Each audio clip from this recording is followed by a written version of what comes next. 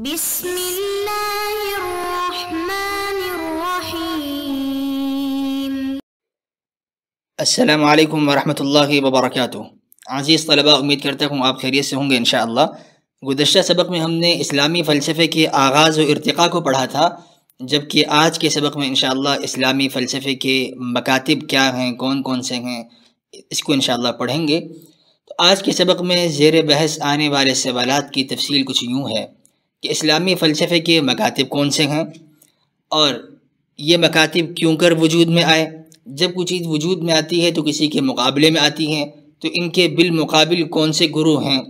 اسی طریقے سے کیا حضرات متکلمین کا اندراج بھی اسلامی فلاسفہ میں ہوتا ہے، یعنی کیا ہم علم الکلام کو اسلامی فلسفہ کہہ سکتے ہیں۔ آئیے بڑھتے ہیں اپنے پہلے سوال کی طرف کہ اسلامی فلسفے کے مکاتب کون کون سے ہیں اور یہ کیوں کر وجود میں آئے، کن کے بالمقابل وجود میں آئے ہیں۔ اسلام اور فلسفے میں پروفیسر حمید اللہ شاہ ہاشمی صاحب لکھتے ہیں کہ فلسفیانہ تفکر 3 قسم پر منقسم ہے۔ قسم اول متکلمین، جبکہ قسم ثانی کا تعلق حضرات صوفیہ کرام سے ہے، اور قسم ثالث کا تعلق اقلیت پسند فلاسفہ سے ہے۔ پھر علامہ نے متکلمین کی 2 قسمیں بیان فرمائی ہیں۔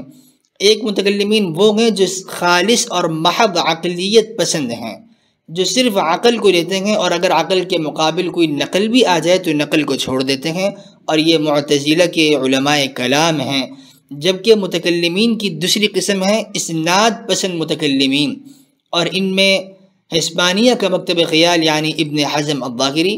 اور مصر کے الطحاوی، جبکہ سمرقند کے ابو منصور الماتوریدی، اور عراق کے امام ابو الحسن الاشعری، یہ حضرات علماء کلام ہیں، اور ان کا مکتب ان کے نام سے مشہور ہوا، یعنی اشعری علم الکلام، ماتوریدی علم الکلام، اور ان تمام مکاتب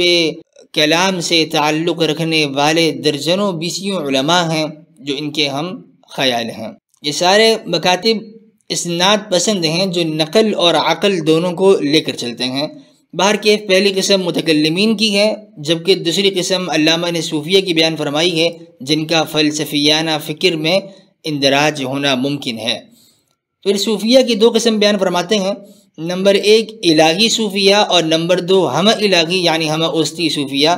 ان دونوں میں فرق یہ بیان فرماتے ہیں کہ الہی صوفیہ یہ کسی حد تک نو افلاطونیت اور نو فیثاغورسیت وغیرہ سے متاثر نظر آئے، جبکہ ہمہ الہی صوفیہ یہ زرتشتی، مانوی، ہندوی اور بدھ متی افکار کے زیر اثر آ گئے تھے۔ علامہ نے اگرچہ یہ ثابت کیا کہ صوفیہ کی دونوں قسمیں یہ کسی اور سے متاثر ہیں، لیکن جو اہل حق صوفیہ ہیں ان کا مصدر اور ان کے مستدلات سارے کے سارے قرآن و سنت سے ہیں۔ اہل حق صوفیہ کے ہاں جو اصطلاحات ہم پاتے ہیں، مقامات اور احوال، تو احوال اور مقامات ان میں ہر اصطلاح پر ان کے پاس قرآن و سنت سے دلیل ہے۔ احوال بھی قرآن و سنت سے انہوں نے مستنبط کیے ہیں، مقامات بھی مستنبط کیے ہیں۔ اگر کوئی ایسا قول ہو جو یونانی فلاسفہ کے ہاں بھی ملتا ہو، قرآن کریم میں بھی ملتا ہو، تو یہ نہیں کہا جائے گا کہ وہ افلاطون سے یا فیثاغورسیت سے متاثر نظر آئے اور ان کی وجہ سے انہوں نے اپنے صوفی ازم کو اس شکل میں ڈھالا، ایسا نہیں ہے، بلکہ انہوں نے جو اہل حق صوفیہ ہیں قرآن و سنت کو اپنا اوڑھنا بچھونا بنایا ہے، اور صوفیت کے راستے پر چلے ہیں کہ قرآن ان کو یہ سلوک کی تعلیم دیتا ہے اور تزکیہ نفس کی تعلیم دیتا ہے۔ علامہ نے یہاں پر چند صوفیہ کی فہرست بھی جاری فرمائی ہے کہ سیدنا علی رضی اللہ عنہ سے لے کر پھر آگے مزید بڑے بڑے کبار مشائخ کی فہرست بیان فرمائی ہے۔ آخری قسم ہے عقلیت پسند کی۔ یہ وہ لوگ ہیں جو مسلمان فلاسفہ شمار کیے جاتے ہیں، جو خالص عقل کی روشنی میں علمی ابحاث کو زیر بحث لاتے تھے، اور ان میں پہلے مشہور فلسفی وہ کندی ہیں جو 9ویں صدی عیسوی میں وفات پا گئے، اور ان کے بعد پھر فارابی اور ابن مسکوی اور ابن سینا وغیرہ متعدد فلاسفہ تشریف لائے ہیں۔ حکماء اسلام میں مولانا عبدالسلام ندوی صاحب بھی اسی بحث کو آگے بڑھاتے ہوئے لکھتے ہیں کہ اگر ہم فلاسفہ کی تقسیم کریں تو ان کی مختلف قسمیں ممکن ہیں۔ ایک قسم تو فلاسفہ کی وہ ہے جو حکماء قدیم کہلاتے ہیں، اور یہ فلسفہ یونان کے ستون ہیں۔ نمبر 2 حکماء متاخرین جو مشائی، اصحاب الرواق اور اصحاب ارسطو کے نام سے مشہور ہیں۔ جبکہ تیسرے قسم کے فلاسفہ وہ ہیں جنہیں حکمائے اسلام کہا جاتا ہے، یعنی حکمائے عجم۔ اب یہ بات تو واضح ہے کہ اعاجم کے پاس اپنا کوئی فلسفیانہ نظریہ نہیں تھا، بلکہ اجمیوں کے تمام تر نظریات نبوت سے یا قدیم مذاہب سے یا تمام مذاہب سے ماخوذ تھے۔ مثال کے طور پہ خداوند تعالیٰ کی توحید، خداوند تعالیٰ کو تمام کائنات کا علم کیوں کر حاصل ہوتا ہے۔ اب اس طرح کے سوالات میں اگر کسی مسلمان گروہ کو دلچسپی ہو سکتی ہے تو وہ صرف روحانی گروہ کو ہو سکتی ہے، اور مسلمانوں میں جو روحانی گروہ موجود ہیں وہ صوفیہ اکرام کا ہے۔ چنانچہ ملا کاتب چلبی کشف الظنون میں لکھتے ہیں کہ فلسفیانہ علوم میں اشراقی فلسفے کا وہی درجہ ہے جو اسلامی علوم میں تصوف کا ہے۔ ایک طرف اشراقیت آ گئی فلسفیانہ علوم میں، اور اسلامی علوم میں تصوف آ گئی۔ مزید لکھتے ہیں کہ اسی طرح فلسفیانہ علوم میں حکمت طبیعہ اور حکمت الہیہ کا وہی درجہ ہے جو اسلامیہ میں کلام کا ہے، یعنی علوم اسلامیہ میں علم الکلام کا ہونا اور فلسفیانہ علوم میں مشائیت کا ہونا یہ دونوں بالمقابل ہیں، تو مشائیت کے بالمقابل علم الکلام آ گیا۔ علامہ نے مزید لکھا کہ اللہ تعالیٰ کو تمام تر صفات کمالیہ سے متصف ماننا اور ہر عیب سے منزہ سمجھنا اور مبدأ اور معاد کا علم حاصل کرنا، یعنی اللہ تعالیٰ اور قیامت کا علم حاصل کرنا، یہ دو طریقوں سے ممکن ہے۔ ایک طریقہ تو اہل نظر و استدلال کا ہے، جبکہ دوسرا طریقہ اہل ریاضت اور مشاہدہ کا ہے، جنہیں ہم اہل عمل بھی کہتے ہیں۔ اب اہل نظر اور استدلال یہ جب اپنے دلائل کو غور خوض کر کے کریدیں گے اور انہیں سنواریں گے تو ان کی پھر دو قسمیں ہو جائیں گی، یعنی اہل نظر اور استدلال کسی پیغمبر کے مذہب کے پابند ہوں گے یا نہیں۔ اگر تو کسی آسمانی مذہب کو ماننے والے ہوں تو یہ متکلمین کہلائیں گے، اور اگر کسی مذہب کو ماننے والے نہ ہوں تو یہ مشائیین کہلائیں گے۔ اسی طرح اہل ریاضت اور اہل مجاہدہ اگر یہ کسی شریعت کے پابند ہوں تو انہیں صوفیہ کہا جائے گا، اور اگر یہ شریعت سے آزاد ہوں تو انہیں اشراقیت کا نام دیا جائے گا۔ یہ اشراقی ہیں نہ کہ صوفی۔ تو اشراقیت اور صوفی یہ دونوں بالمقابل ایک دوسرے کے مقابلے میں دونوں گروہ آ گئے۔ تو کل چار ہمارے سامنے فلسفے موجود ہیں، مشائیہ کا جو یونان کا ہے، اور اس کے بالمقابل متکلمین کا جو علماء اسلام کا ہے، جبکہ اشراقیہ یہ یونانی فلسفہ ہیں اور اس کے بالمقابل صوفیہ۔ تو اسلام کے پاس دو مکتب ہیں، ایک صوفیہ کا اور ایک متکلمین حضرات کا۔ مزید علامہ لکھتے ہیں کہ ان دونوں طریقوں میں، یعنی قوت نظریہ اور قوت عملیہ، ان دونوں طریقوں کے عروج اور مدارج اور کمال تک پہنچنے کے لیے مراتب مختلف ہیں۔ قوت نظریہ کا نتیجہ یہ ہے کہ انسان عقل حیولانی، عقل بالفعل، عقل بالملکہ اور عقل مستفاد پر عبور حاصل کر لے، جبکہ قوت عملیہ کا نتیجہ یہ ہے کہ انسان مختلف مدارج سے گزرتے ہوئے ترقی کرے، اور ان مدارج کا خلاصہ یہ ہے کہ انسان رذائل سے تخلیہ کرے تاکہ فضائل سے تحلیہ ممکن ہو سکے اور اچھے اخلاق کو وہ اپنا سکے، اور یہ تبھی ممکن ہوگا جب وہ برے اخلاق کو چھوڑ دے گا۔ معین الفلسفہ میں علامہ سعید احمد پالنپوری صاحب بھی اسی بحث کو بیان فرماتے ہیں۔ قبل اس کے کہ آپ فلاسفہ کی چار قسموں کو اور چار ذیلی مکتبوں کو بیان فرمائیں، آپ فرماتے ہیں کہ افلاطون کو افلاطون الہی اور اللہ والا افلاطون بھی کہتے ہیں، اور افلاطون نے جس بیت الحکمہ میں کام کیا، پڑھایا، تدریس کی، 50 سال تک بیت الحکمہ کو زینت بخشی، اس بیت الحکمہ کو اکیڈمیہ بھی کہا جاتا ہے، اور افلاطون کے بعد سقراط اور آپ کے شاگرد اس اکیڈمی میں بیت الحکمہ میں درس دیتے رہے، یعنی آپ کے شاگردوں نے فلسفہ اشراقیت کو آگے بڑھایا ہے، اور افلاطون کی وفات کے بعد اس فلسفے میں ترمیمات ہوئیں، جس کی وجہ سے فلسفہ اشراقیت 3 شاخوں میں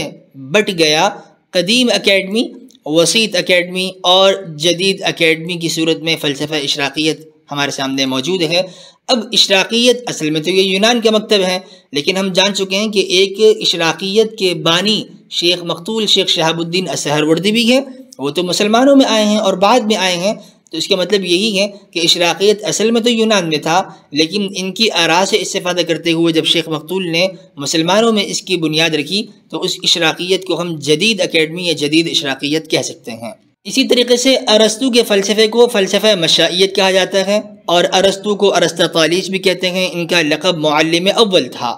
ارسطو کے شاگردوں نے جس فلسفے کو اور آپ کی تعلیمات کو مرتب کیا اسے مشائیت کہتے ہیں۔ تو مشائیت یہ بھی یونان کا فلسفہ ہے، لیکن مسلمانوں میں جب ہمارے مسلمان فلاسفہ آئے ہیں، مثال کے طور پہ فارابی، انہوں نے مسلمانوں میں فلسفے کی بنیاد رکھی ہے اور ابن سینا نے اس اسلامی فلسفے کی تکمیل کی ہے۔ تو فارابی کو معلم ثانی بھی کہا جاتا ہے، جیسے کہ ارسطو کو معلم اول کہا جاتا ہے۔ تو یہ فلسفہ مشائیت یہ یونان کا مکتب ہے، لیکن جب مسلمانوں میں اس مکتب کو اثر نو تشکیل دیا گیا تو اب مسلمانوں میں جو فلسفہ مشہور ہے اس کی نسبت فارابی کی طرف کی جاتی ہے، اور اس کے مؤسس ارسطو کو نہیں مانا جاتا بلکہ اس کے مؤسس فارابی کو قرار دیا جاتا ہے، اور ابن سینا کو بطور پائے تکمیل تک پہنچانے والا شمار کیا جاتا ہے۔ اشراقیہ، مسلمانوں میں اسلامی فلسفے میں دوسرا مکتب فکر اشراقیہ کا ہے، جو کہ در حقیقت فلسفہ یونان کا ایک مکتب فکر ہے اور اس کے بانی افلاطون ہیں، لیکن جب افلاطون کی تعلیمات سے استفادہ کرتے ہوئے شیخ شہاب الدین السہروردی نے مسلمانوں میں اس مکتب کی اثر نو تشکیل فرمائی ہے، تو اب اس مکتب فکر کو مسلمانوں میں جب ہم منسوب کرتے ہیں تو یہ نہیں کہیں گے کہ سارا کے سارا یہ افلاطون کا ہی وضع کردہ ہے۔ افلاطون کی تعلیمات ضرور ہیں، لیکن اثر نو اس مکتب فکر کی یعنی جدید اشراقیت کی بنیاد شیخ شہاب الدین السہروردی نے رکھی ہے، اور یہ اسلامی فلسفے کا مکتب فکر ہے۔ شیخ شہاب الدین السہروردی کو، جو کہ اشراقیت کے بانی ہیں، انہیں شیخ مقتول کیوں کہا جاتا ہے؟ اس لیے کہ یہ اپنی آخری عمر میں عقیدہ اسلام پر برقرار نہ رہ سکے اور ان پر الزام عائد کیا گیا اور ارتداد کے فتوے کی وجہ سے انہیں قتل کر دیا گیا۔ علماء انہیں شیخ مقتول کہتے ہیں تاکہ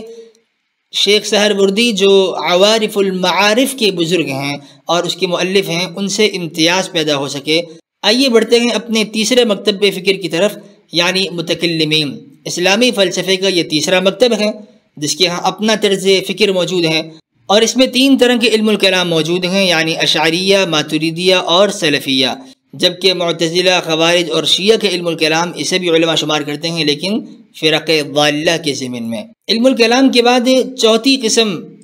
اسلامی فلسفے کی صوفیہ کرام کی ہے، جو ریاضت اور مجاہدے کرنے والے مسلمان ہیں، جن کے بانی شیخ ابن العربی ہیں۔ شیخ اکبر ابن العربی نے باطن کی صفائی اور دل کی نورانیت سے ان مسائل عقلیہ کا حل پیش کیا ہے۔ وجہ الحصر ان چاروں سلسلوں کی یوں ممکن ہے کہ اگر ذریعہ علم عقل اور استدلال ہو،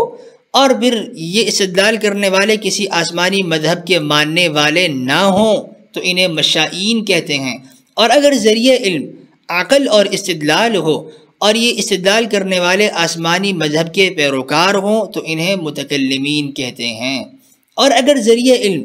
نور باطن اور کشف ہو اور یہ کسی آسمانی مذہب کے ماننے والے نہ ہوں تو انہیں اشراقیین کہتے ہیں، اور اگر ذریعہ علم نور باطن اور کشف ہو اور یہ کسی آسمانی مذہب کے پیروکار ہوں تو انہیں صوفیہ کہا جاتا ہے۔ خلاصہ کلام، صوفیہ اشراقیہ کے بالمقابل گروہ وجود میں آیا، جبکہ متکلمین یہ مشائین کے بالمقابل وجود میں آئے ہیں۔ لیکن یہاں سوال یہ ہے کہ ابھی آپ کہہ رہے ہیں کہ مشائین یہ مسلمانوں میں بھی مکتب فکر موجود ہے، اور آپ نے خود ابھی کہا کہ اشراقیین اس کے بانی تو شیخ سہروردی جو مسلمان گزرے ہیں اور آخر میں ان پر ارتداد کا فتویٰ لگا، بارکہ تو اشراقیہ کی بنیاد مسلمان فلسفے کی وجہ سے بھی موجود ہے، مسلم فلسفے میں اس کا ذکر ہمیں ملتا ہے۔ تو ہم کیسے کہہ سکتے ہیں کہ تمام اشراقیہ وہی ہیں جو کسی مذہب کے تحت نہیں آتے، اور تمام مشائین یعنی تمام یونانی فلاسفہ وہ مذہب سے آزاد تھے؟ کیا یہ بات درست ہے؟ الملل والنحل میں علامہ شہرستانی نے 18 مسلمان فلاسفہ کا ذکر کیا ہے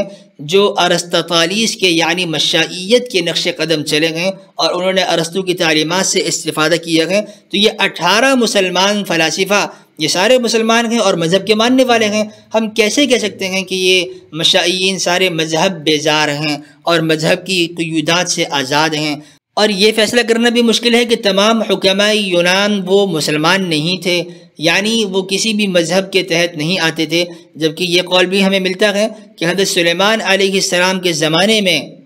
فیثاغورس موجود تھا، اور فیثاغورس نے سیدنا سلیمان علیہ السلام سے تعلیم حاصل کی ہے اور معدن نبوت سے اس نے حکمت سیکھی تھی، تو پھر یہ اس دور کے لحاظ سے برحق مذہب پر ہوا۔ باہر کے اس سوال کا جواب یہ دیا جا سکتا ہے کہ جب یہ حکم لگایا جا رہا ہے کہ مشائین یہ مذہب سے آزاد ہیں اور اشراقیہ یہ بھی مذہب کے ماننے والے نہیں ہیں، تو اس کا جواب یہی پیش کیا جا سکتا ہے کہ القلیل کالمعدوم کا حکم ان پر لگایا گیا کہ جو چیز کم مقدار میں ہوتی ہے اسے کالعدم شمار کیا جاتا ہے۔ تو چونکہ اکثر مشائیین وہ زیادہ ہیں اور وہ مذہب کے ماننے والے نہیں ہیں، اور 18 مسلمان اگر مشائیین کے نقش قدم پر چلے بھی ہیں تو یہ 18 ہیں اور یہ تمام مشائیین کے بالمقابل بہت کم ہیں۔ خلاصہ کلام، مشائیہ اور متکلمین، اشراقیہ اور صوفیہ، یہ ایک دوسرے کے بالمقابل گروہ وجود میں آئے ہیں۔ اسلامی فلسفے کی ایک تقسیم تو یہ ممکن ہے جو بالعموم ہے، جو شروع میں اسلام اور فلسفے کے حوالے سے ہم نے دیکھی۔ متکلمین حضرات، صوفیہ اور عقلیت پسند۔ متکلمین میں بھی عقلیت پسند متکلمین ہیں، لیکن ان کی ابحاث اعتقادی ہیں، اور یہ عقلیت پسند جو مستقل ایک تقسیم ہے یہ مسلمان فلاسفہ کی ہے۔ ان تینوں پر فلاسفہ کا اور ان تینوں پر اسلامی فلسفے کا اطلاق بالعموم کرنا درست ہے کہ یہ تینوں فلسفیانہ فکر رکھتے ہیں، جبکہ عقلیت پسند فلاسفہ کی آگے 3 تقسیمات ہیں، اور یہ خالص اسلامی فلسفے کی تقسیم ہے، جسے ہم یہ کہہ سکتے ہیں کہ بالخصوص اسلامی فلسفے کی تقسیم۔ اس میں نمبر 1 مشائیہ ہے، جس کے بانی فارابی اور اس کی تکمیل کرنے والے ابن سینا ہیں۔ اشراقیہ ہیں، جس کے مؤسس شیخ سہروردی ہیں، اور حکمت متعالیہ، جس میں ملا صدر الدین الشیرازی نے تمام فلاسفہ کی یعنی مشائیہ اور اشراقیہ، صوفیہ اور الہیین کی آراء سے استفادہ کرتے ہوئے حکمت متعالیہ کو ایک منظم شکل میں ترتیب دیا ہے۔ خلاصہ درس، اسلامی فلسفے کے بالخصوص 3 مکتب ہیں، مشائیہ، اشراقیہ اور حکمت متعالیہ، جبکہ بالعموم متکلمین اور سادات صوفیہ کرام بھی اسلامی فلسفے میں داخل ہیں۔ اشراقیت یہ افلاطون کا مکتب ہے، جبکہ مشرق میں اس کے مؤسس شیخ مقتول سہروردی ہیں، جیسے کہ مشائیت یہ ارسطو کا مکتب تھا، لیکن اسلامی فلسفے میں فارابی اور ابن سینا نے اس فلسفے پر کام کیا ہے۔